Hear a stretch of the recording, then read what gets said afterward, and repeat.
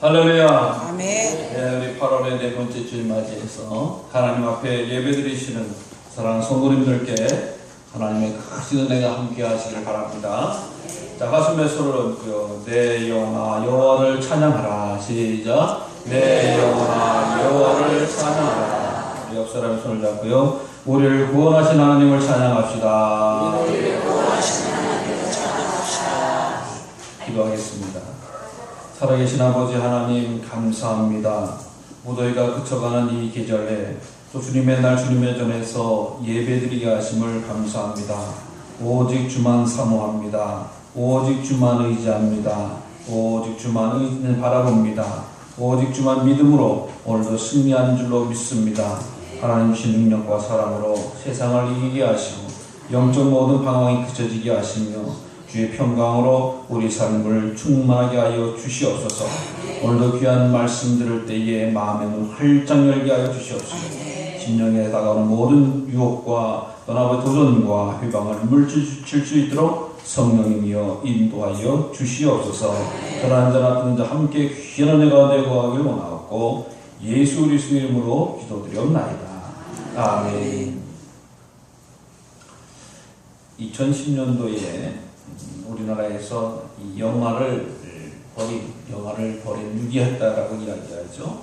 그 사람들을 분석을 해보니까 10대가 약 한 30%, 20대가 30%, 30대가 한 7% 정도로 이렇게 아기를 버리는 그런 일들이 있었다라고 이야기합니다. 그러니까 이 영화가 마음대로 우리 식으로 이야기하면 옛날에는 업동이라고 했죠. 남의 집 앞에다가 혹은 무슨 관공서라든가 그런 데다가 아기를 버리는 경우가 없지 않아 있었습니다만 그런 문제를 보니까 한 목사님께서 아이를 함부로 버리지 않고 차라리 우리 교회 담배에다가 이렇게 두고 가면 내가 잘해서 다른 데에 이렇게 보내주겠다라고 이야기해서 시작된 것이 베이비 박스라고 하는 그런 일이죠. 그래서 교회에 간결하게 문을 열고 거기다 아기를 이렇게 두고 가면 목사님이 그 안에 있는 분들이 아기를 잘 해서 어디 입양기관이라든가 다른 어떤 양육기관에서 기를 수 있도록 하게 되어졌습니다. 물론 이제 우리나라도 아마 한 군데 더 생겼다라고 이야기하는데 맨 처음에 시작은 이 서울에 있는 관악구에 있는 주사람 공동체 교회에서 시작을 했다라고 이야기하는데 그 목사님이 하시는 말씀이 한 1년에 그 베이비 박스라고 하는 곳에서 아기가 버려지는 게 한 70명 정도를 버린다. 그러니까 매주 한 명 이상 이 아기를 가서 거기다가 두고 가는 그런 부모인지 어떤 엄마인지 아빠인지 하여간 또 다른 분들이 있다라고 이야기합니다. 그래서 이것이 우리나라만 있는 게 아니라 사실 약 프랑스, 카나다, 일본도 한 18개 국에서 이런 것을 이야기하고 선진국뿐만 아니라 어떻게 보면 후진국인 이 남아프리카 공화국 같은 경우에도 그것이 운영되고 있다라고 하는 그런 내용을 보았습니다. 정말 이 아기를 버린다라고 하는 건 정말 부모로서 혹은 그 보호자로서의 끔찍한 일이 아닐 수가 없지요. 오늘 본문에서도 바로 이 모세, 아기를 버리는 그런 내용이 사실 우리가 읽은 부분 아니겠습니까? 그래서 아마 이 모세의 가장 드라마틱한 그런 장면 중에 하나가 되어지는 이 장면이 바로 오늘 출애굽기 1장 거기 겹쳐서 펼쳐지는 2장의 말씀이라고 생각이 듭니다.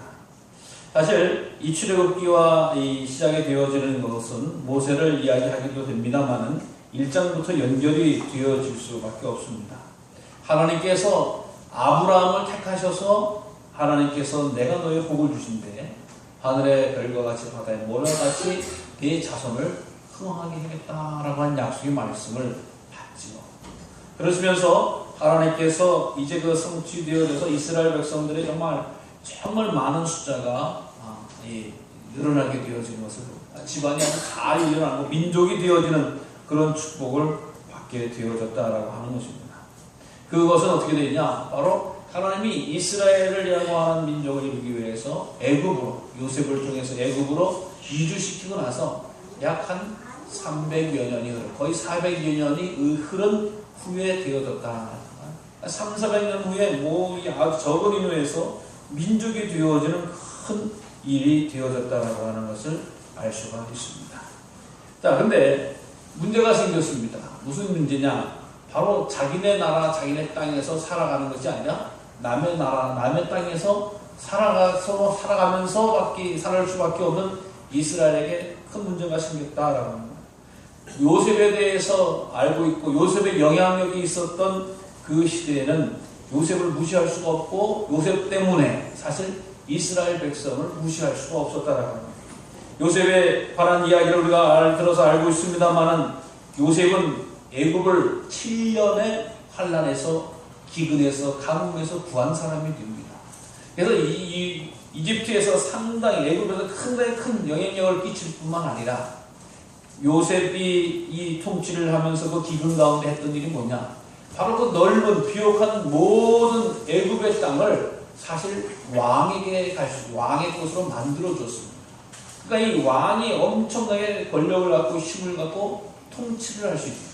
그러니까 이 백성들의 입장에서 보면 7년 대환란에서 구원한 사람이 바로 요셉이고요. 왕의 입장에서 보면 이 세상에 있는 애굽의 땅의 모든 재물을 거의 왕에게 주어진 사람의 것입니다. 그러니까 왕으로부터도 사랑을 받을 수밖에 없고 백성들로부터도 존경을 받을 수밖에 없다라고 합니다. 우리나라 백성들, 국민들이 우리나라에서 보릿고개를 넘겨준 대통령을 기억하면서 감사하는 마음을 갖고 있는 거 아니겠습니까? 요셉이 그거보다 더한 마음을 갖게 됩니다. 왕의 입장으로서는 내가 왕으로서 잘 감당할 수 있도록 이 세상의 땅을 다 취해준 사람이 요셉이었다고. 요셉이라고 하는 영향력과 요셉의 그 이스라엘 백성들에 대해서 함부로 할 수가 없는데 이제 문제가 생겼어. 무슨 얘기냐? 바로 그 왕의 세대가 바뀌어지는 거죠. 왕이 바뀌죠. 그분의 아들들의 왕이 되어진 것이 아니라 다른 세대가 출현하게 되어졌다라고 합니다. 그래서 새로운 왕조가 들어서가지고 이 자기가 통치하려고 보니까 사실 큰 문제가 있다라고 합니다. 자기가 왕이 되었으니까 우리 집안이 이제 새로 왕씨가 되었으니까 왕족이 되었으니까 그걸 점검해 보는데 큰 문제가 되는 게 뭐냐? 바로 이스라엘 백성들이 이 자손이 강하고 온 땅에 가득하게 되어졌다라고 하는 것을 발견하게 되어졌어요. 자기 나라의 속에서 다 왕에게 충성하고 할 게 아니라 이거는 이스라엘 백성들인데 상당히 숫자적으로도 많고 강한 사람들이다라고 하는 그런 것을 생깁니다. 그것을 내게 이용하여서 내가 왕이 되겠다라고 하는 것이 아니라 왕이 어떤 마음이 듭니까? 만약에 외적이 쳐들어오고 있을 때 여기 강하고 많은 사람들이 같이 일어나서 나를 내쫓으면 어떻게 되지? 우리 왕가를 물리치면 어떻게 되지? 이런 마음이 들게 됩니다. 항상 이 권력자들은 이 반대 사람들, 자기 권리를 뚫어지는 사람들에게 견제를 하게 되어지고 또 공격을 하게 되어지는 이런 문제가 생겨졌다라고 하는 겁니다. 그러니까 이 왕으로서 어떤 일을 처리하냐? 첫째, 이스라엘 백성들에게 감독을 세우고 이제 노역을 시킨다라고 하는 거죠. 노역. 힘든 일을 시키기 시작했다. 사실 요셉의 시대 이후에 고센 땅에서 정착한 이스라엘 백성들은 자유민이었습니다. 그 전까지는 노예의 삶을 사는 것이 아니었는데 이 요셉의 많은 이스라엘 백성들을 누르기 위해서는 고역을 시켜야 되는데 고센 땅에 있는 이스라엘 백성들을 끌어다가 시키고 만들어서 한다라고 합니다. 그런데 참 이상하죠? 학대를 받으면 받는데 그러면서 사람들이 줄어드는 것이 아니라 이스라엘 백성이 더 창성케 되어지더라, 강하게 되어지더라 라고 하는 거예요. 그러니까 첫 번째 바로의 계획이 실패를 하게 됩니다. 두 번째는 더 강하게 어려운 노역으로 일을 시키는 거죠. 그래서 흙이기와 벽돌 또 농사 같은 것도 엄청나게 시키게 되어집니다. 그러나 그것 갖고도 이스라엘 백성들이 일어나는 것을 감당할 수 없다라고 하는 거예요. 또 다음에 세 번째는 이제 이스라엘 백성들을 하기 위해서 첫 번째, 두 번째 물리치니까 세 번째 아기들을 죽여라. 그래서 히브리 산파 시브라와라고 한 자와 부하라고 한 여인에게 이렇게 이야기죠. 아들이면은 죽이고 딸이면 살려줘라. 왜? 아들을 통해서 그 자손이 번성하는 것을 방해하기 위해서 이야기합니다. 그런데 어떤 일이 히브리 산다가 하나님을 더 두려워하게 되어졌잖아요. 그래서 점점 일어나니까 자식들이 계속 아들 태어나니까 왜 이렇게 아들 살려주냐라고 이야기하니까 아이고 애굽 여인도 같지 않은 히브리 여인들은 순풍하면 벌써 가서 애 낳고 있어서 나는 가서 뒷정리만 하길 바쁩니다. 뭐 이런 이야기를 하게 됩니다. 결국에는 이 바로의 이스라엘 백성을 핍박하는 것도 지게 되죠. 무너지게 되어지죠. 그렇다고 포기할 바로가 아니었습니다. 마지막으로 남자가 태어나면 나일강에다 던져라. 나일강에다 던져라. 땅이면 살려줘라. 라고 이야기하는 이런 지경에까지 이르게 되어졌다. 죽일 수 없으니까 이제 아주 갖다 버리라. 라고 이야기하는 이런 엄청난 이 모략을 바로가 실시하게 된다.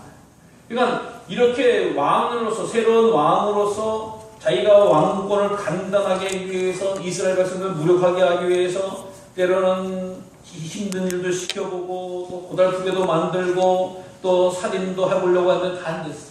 그래서 결국은 남자들을 갖다 버려라 라고 하는 그런 시대까지 오게 되었다. 자, 이렇게 남자아이를 버려야 되는 시대에 모세의 가정으로 이적에 다 넘어가는 거예요. 레위 집안에서 레위 부부가 결혼을 했다. 결혼을 해서 사실 본문에서는 나오지 않습니다만 우리가 나중에 알게 됩니다만 모세에게는 형 아론이 있고요. 누나 미리암이 있어요. 그러고 나서 어떻게 보면 모세가 태어난 그 시대가 그런 거예요. 그러니까 형과 미리암의 시대는 그런 게 없었는데 모세가 태어났을 때에 당시 상황은 왕이 이스라엘 백성들을 아주 짓누르기 위해서 무조건 남자들 다 하수에 갖다 버려야 된다. 나일강에 갖다 버려야 된다. 이런 법이 되어졌다라고 하는 것이죠. 그러니까 다른 사람들은 갖다 버리는 그런 상황이 왜 자식을 버리지 않으면 자신들이 죽을 수밖에 없는 이런 상황이 되어졌기 때문에 아마 효과가 있었던지 많은 사람들이 이 나일강가에 아들을 갖다 버리는 그런 아주 비극적인 그런 시대가 되어졌다라고 하는 것입니다. 그런데 아이를 딱 낳는데 그 아이가 잘생긴 것을 보게 되어지고 이 엄마와 아빠가 이 모세를 바로 갖다 버리지 못했다라고 오늘 본문에서는 말씀을 해주고 있습니다. 사실 아기가 다 자기의 새끼는 다 이쁘고 귀하고 잘생긴 것 아니겠습니까? 어떤 그런 차원의 말이라고 하는 것이 아니에요. 내 새끼니까 내 자식이니까 내 속으로 났으니까 내 씨니까 정말 귀하다라고 하는 것이 아니라 사실 히브리서에 보면은 이 아버지 아므람과 어머니 요게벳이 이 아이를 주었던 것은 사실 그를 통해서 하나님의 귀한 뜻을 깨닫게 되었다, 느껴지게 되었다라고. 아들 그 위로 아론도 있었고 미리암도 있었는데 그런 마음이 아니라 하나님이 얘를 대어주시고 얘를 아이를 태어나서 보니까 얘한테는 하나님의 특별한 뜻이 있는 것 같다라고 하는 것을 느끼게 되었다. 그래서 이 아기를 내 새끼라고 내 자식이라고 해도 함부로 갖다 버릴 수 없는 그런 마음까지 들었다라고 합니다. 잘생겼다라고 하는 것이 물론 우리가 성경을 통해서 한글 성경을 통해서 보면 그렇게 느낄 수 있지만 얘는 뭔가 하나님의 귀한 일을 감당해야 될 사람이다라고 하는 것을 느꼈고 그래서 숨겼다라고 하는 이런 이야기를 하고 있습니다. 누가복음 이 22장에도 보면 시므온과 안나라고 하는 선지자가 나오죠. 그가 예수님께서 아기 예수님을 보고 뭐라고 하냐? 이는 그리스도시다라고 알아서. 물론 그들이 성경에 대해서 많이 알고 얘기 들었을지 모르지만 성령께서 그렇게 깨달아서 이게 이분이 바로 주님이시구나라고 아는 것처럼 이 모세의 아버지 어머니도 아마 얘가 귀한 일을 감당할 사람이구나. 이것은 사실 우리가 설명할 수 없는 모호한 그 믿음의 눈으로 믿음의 시각으로 영적인 능력으로 깨닫게 되어졌다라고. 그러니까 어떻게 합니까? 그 아이를 어쨌든 바로 갖다 버려야 되는데 그렇게 하지 못하는 거야. 어쨌든 두고 한 석 달이 지나게 됩니다. 석 달이 지나게 되어서 더는 숨길 수 없어서 이제 갈대 상자를 만들게 되지. 갈대 상자라고 하는 것은 이 히브리어 말로 테바라고 이야기합니다. 이것이 다른 창세기에서 보면 방주라고 이야기합니다. 노아의 방주를 이야기할 때 쓰는 말이 테바다. 갈대 상자나 이 갈대의 테바나 이 노아의 방주나 같은 말이라고 하는 것이죠. 거기에 자기 아이를 보내기 위해서 안팎으로 다 방수 처리를 합니다. 그래서 갈대 물에다 놨을 때에 잘 침몰하지 않고 떠내려갈 수 있도록 조치를 취하는 어떤 일을 보게 되어졌다라고 합니다. 이것은 아기를 죽이기 위한 조치가 아니라 아기를 살리기 위한 부모의 마음. 얘가 어떻게 되는지 확실히 알 수는 없지만 다른 같은 경우에는 그냥 나일강에다 던진다라고 하면 당시에는 많이 갖다 이렇게 어떻게 보면 뭐 이렇게 던지는데 사실 이렇게 방주에다가 이렇게 처리를 해서 아기를 살릴 수 있도록 준비한 그런 부모가 있었다라고 하는 다른 자료는 없는 것 같아요. 그러니까 이 믿음의 사람의 부모가 레위의 부모가 자기 아들을 살리기 위해서 하나님께서 거룩한 뜻을 따르기 위해서 그를 잘 이 방주를 잘 준비해서 아기를 거기에 담았다라고 하는 것은 정말 귀한 믿음의 이 태도가 아닌 줄 알 수 없어요. 하나님께서 이 아이를 살릴지 인간적인 정으로 생각하면 가장 끔찍하고 가장 아픈 순간 아니겠습니까? 자식과 이별한다라고 하는 것. 지금 가면은 어떻게 될지 모른다라고 하는 것. 사람으로서는 해서는 안 될 일을 한다고 하는 것인데도 불구하고 그는 방주를 준비했다라고 하는 것은 하나님께서 노아의 방주를 통해서 인류를 구원했듯이 이 아이를 향해서 하나님의 거룩한 뜻이 이루어지길 기대하고 소망하고 믿는 그런 태도의 모습이었다라고 하는 것입니다. 그런데 그 아이를 둔 곳이 어디냐? 다른 사람들은 아기를 버렸다라고 하니까 아기를 어디에 던져뒀다라고 이야기하는데 사실 오늘 보면은 나일 강과 갈대 사이에 두었다라고 이야기합니다. 두었다. 버렸다가 아니고 나일 강가에 버렸다. 방주의 역청을 완벽하게 만든 다음에 강가에 딱 두니까 그것을 어떻게 보면 하나님께 맡겼다라고 하는 표현이 됩니다.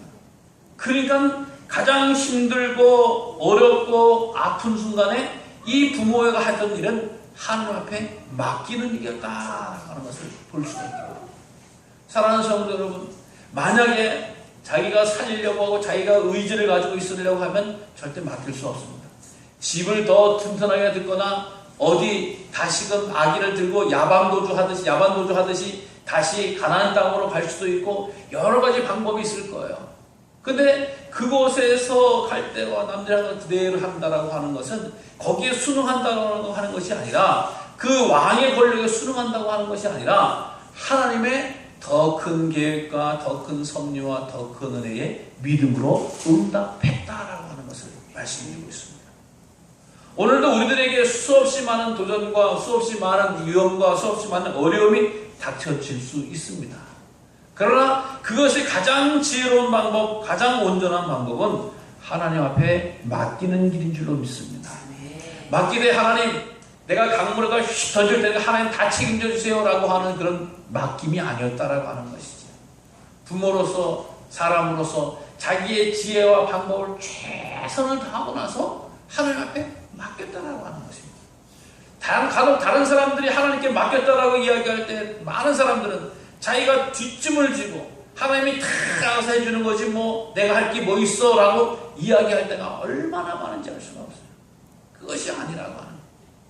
우리가 인간으로서 사람으로서 부모로서 성도로서 또 어떤 뭐 회사의 직원으로서 무슨 대표로서 모든 뭐 해야 될 사람들로서 자기가 해야 할 일에 대해서는 최선을 다하고 끝까지 다하고 나서 맡기는 것이 참다운 맡김이라고 하는 겁니다.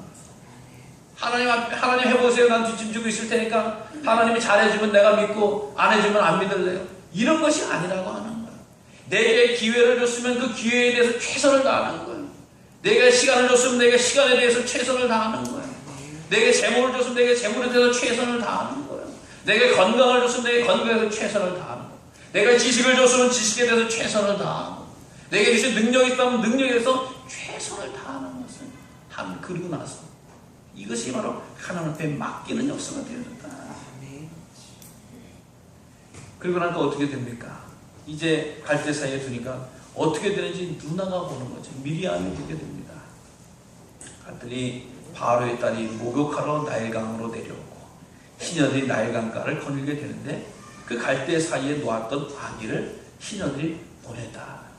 그래서 지금 어디 둥둥둥 떠내려가는 건지, 영화상으로 둥둥 떠내려가는 건지, 갈대사이에 딱 맞는데 이제 이 바로의 공주가 목욕을 해야 될 테니까 그 주변을 시녀들이 이렇게 혹시 몰래 나무꾼처럼 와서 목욕하는 걸 보는 사람이 있는지 없는지 그걸 검사하려고 하는지 알 수는 없습니다. 사실은 어쨌든 시녀들이 그 아기 방주를 발견하게 되어졌다.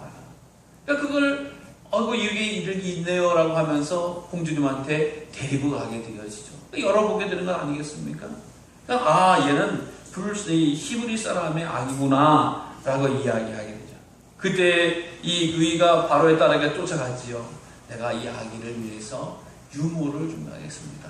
소개하겠습니다라고 이야기합니다. 그러니까 그럼 그렇게 하라라고 이야기해죠. 그러니까 아기를 데려다가 젖을 먹이게 되어지는 그런 모습이 되어진다. 그래서 오늘 본문을 통해서 보면은 사실 엄마가 바로 궁에 들어가게 됐는지, 어떻게 보면 나중에 아기가 엄마한테 와서 젖을 먹이고 어느 정도 장성한 다음에 데리고 갔는지 그거에 대해서 약간 좀 차이가 있는 것 같긴 해요. 하여튼 그것이 중요한 건 아니지만 10절에 보면 그 아기가 자라매 바로의 딸에게 데려갔다라고 이야기하는 걸 보면 이 아기를 엄마가 젖만 주러 갔다가 왕궁에 가서 젖 주고 퇴근하고 이런 개념이 아니라 아기를 다시금 자기 품에 안고 와서 자라게 하는 이런 장면으로도 이해할 수가 있습니다. 그러니까 어쨌든 엄마 품에서 다시금 돌아와서 젖을 먹으면서 젖질 때까지 자라났다라고 하는 것이 우리가 이해할 수 있는 부분이라고 할 수 있겠죠.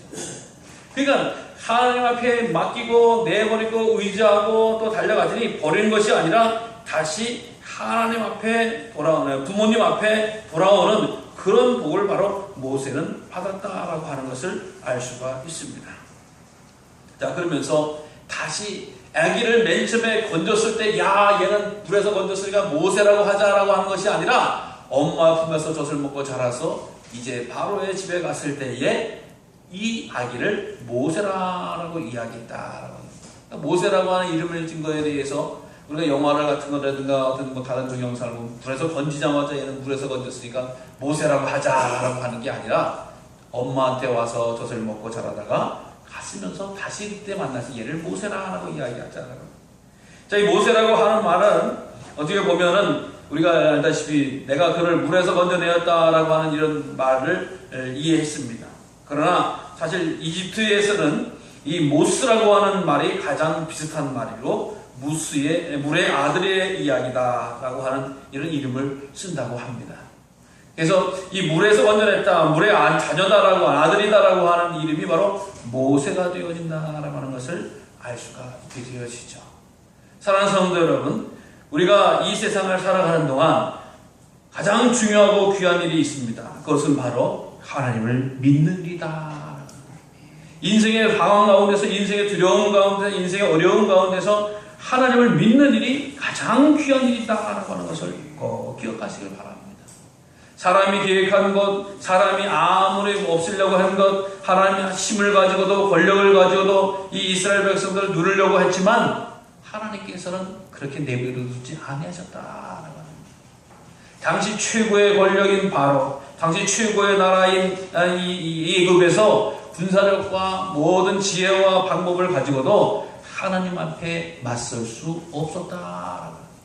오히려 연약하지만 부족하지만 하나님의 뜻을 깨닫고 하나님 앞에 겸손하게 자기의 중심을 들였던 모세의 부모를 통해서 하나님은 이스라엘 백성들을 구원하는 역사를 보여주고 계시다.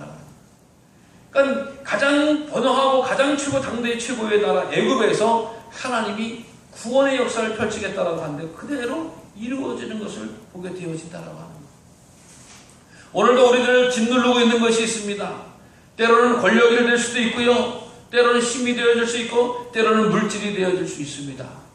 그것이 우리를 힘들게 하고 우리를 살리고 우리를 인도하는 것이 아니라고 하는 것이죠.